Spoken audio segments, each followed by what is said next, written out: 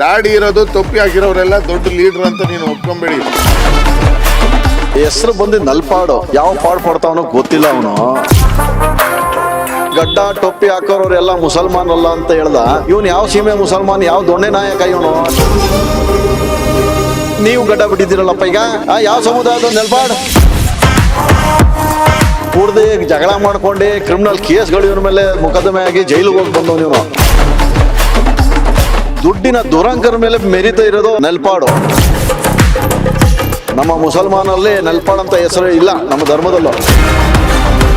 ಇವರೆಲ್ಲ ಹೊರ ರಾಜ್ಯದಾಗ ಬಂದು ನಮ್ಮ ಕನ್ನಡದವ್ರ ಮೇಲೆ, ಕನ್ನಡದವ್ರ ವಿರುದ್ಧವಾಗಿ ಮಾತಾಡೋದು. ಇದೇ ನಲ್ಪಾಡ್ ಮುಂದುವರಿತಿದ್ರೆ ನಿನ್ನ ವಿರುದ್ಧ ನಾವು ಹೋರಾಟ ಮಾಡಬೇಕಾಗುತ್ತೆ. ಧರ್ಮ ಮಧ್ಯದಲ್ಲಿ ತಂದಾಕ ನಿಮ್ಮಂಥವ್ರು ಹೊರ ರಾಜ್ಯದಾಗ ಬಂದಿರೋದಕ್ಕೆ ಈಗ ಇವತ್ತು ನಮ್ಮ ಕರ್ನಾಟಕದಲ್ಲಿ ಅಶಾಂತಿ ಆಗಿರೋದು. ಇಮ್ರಾನ್ ಪಾಷಾ ರೀ, ಇಮ್ರಾನ್ ಪಾಷಾ ಯಾರಂತ ಹೇಳೋದು ಏನಯ್ಯ ಹಾಕೈತೆ? ನೀನ್ ಯಾರಪ್ಪ? BBMP ಸದಸ್ಯರಾಗಿದ್ದು Imran Pasha, education department chairman ಆಗಿದ್ದು. ಕೊಡುಗೆ ಕೊಟ್ಟಿದ್ರ ನಮ್ಮ ಸಮಾಜಕ್ಕೆ ನಿಮ್ಮ ಅಪ್ಪ ಮಕ್ಕಳು? ಬರೀ ಉಡಾಫೆ ಮಾತಾಡೋದು. ನೆಲ್ಪಾಡ್ ಇದೇ ಎಚ್ಚರಿಕೆ, ನಾಳೆಗೆ ಬಿಗೆ ಇಟ್ಕೊಂಡ್ ಮಾತಾಡಿ.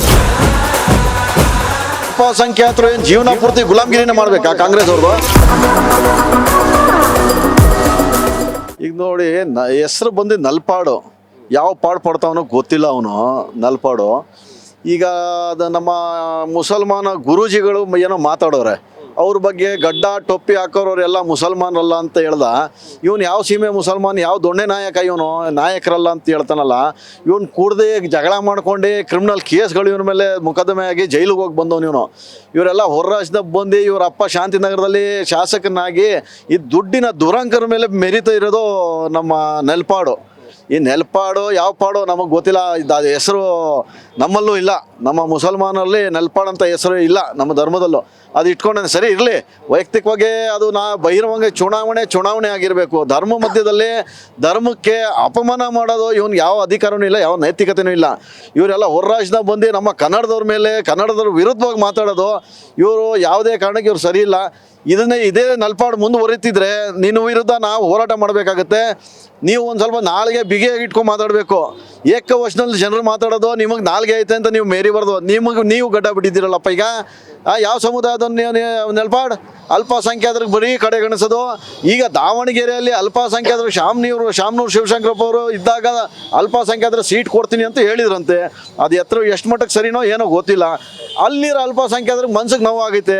ಆ ನೋವನ್ನ ಅವರು ವ್ಯಕ್ತಪಡಿಸೋರೆ ಹೊರತು ಅದು ಬೇರೆ ಯಾವುದೋ ಅದು ಯುದ್ಧ ಮೈದಾನ ಅಲ್ಲ ಅದು. ಅಲ್ಲಿಗೆ ಹೋಗ್ಬಿಟ್ಟೆ ನೀನು ನಮ್ಮ ಸಮುದಾಯ ವಿರುದ್ಧ, ನಮ್ಮ ಗುರುಗಳ ವಿರುದ್ಧ ಮಾತಾಡೋದು ನಿನ್ಗೆ ಯಾವ ಹಕ್ಕೈತೆ ನಿನಗೆ?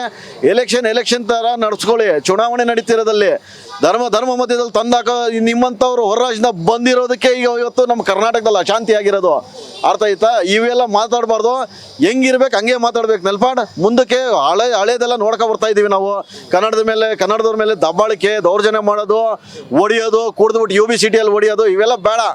ಇವೆಲ್ಲ ನೀವು ಕೇರಳದಲ್ಲಿ ಇಟ್ಕೊಳ್ಳಿ, ಇಲ್ಲೆಲ್ಲ ಬೇಡ. ಕನ್ನಡಿಗರು ರೊಚ್ಚಿಗೆದ್ರೆ ನಿಮ್ಮ ವಿರುದ್ಧ ಹೋರಾಟ ಮಾಡಬೇಕಾಗುತ್ತೆ.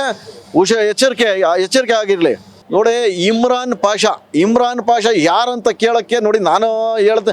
BBMP ಸದಸ್ಯರಾಗಿದ್ದು Imran Pasha, education department chairman ಆಗಿದ್ದು BBMPಯಲ್ಲಿ ಇಮ್ರಾನ್ ಪಾಷಾ.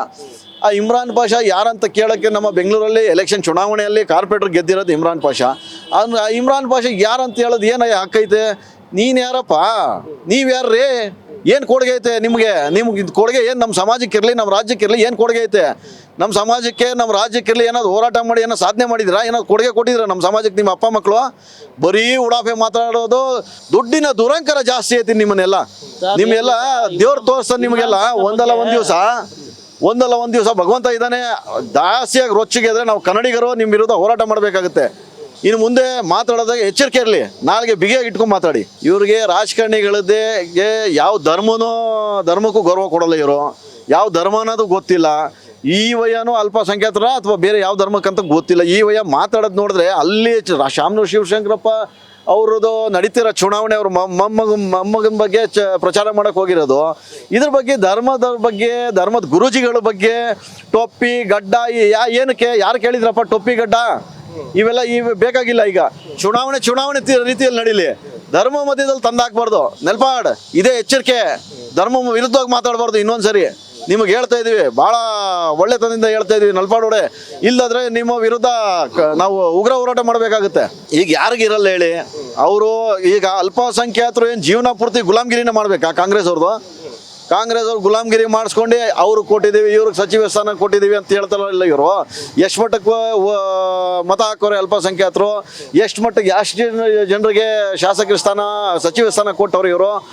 ಕೊಟ್ಟರು ಏನ್ರಿ ಲಾಭ? ಏನು ಲಾಭ? ಅಲ್ಪಸಂಖ್ಯಾತರ ಇಲಾಖೆಯಲ್ಲಿ ಕೋಟಿ ದುಡ್ಡು ಕೊಳೆ ಹೊಡಿತೈತೆ. ಯಾರಿಗೂ ₹1 ಬಡವ್ರಿಗಂತೂ ಲಾಭ ಆಗಲ್ಲ. ಬಡವ್ರ ಜೀವನನೇ ನಡೆಸ್ತವ್ರೆ. ಇವರು ಶ್ರೀಮಂತರು ಆಯ್ತಾರು, ಇವರು ಅಷ್ಟೇ.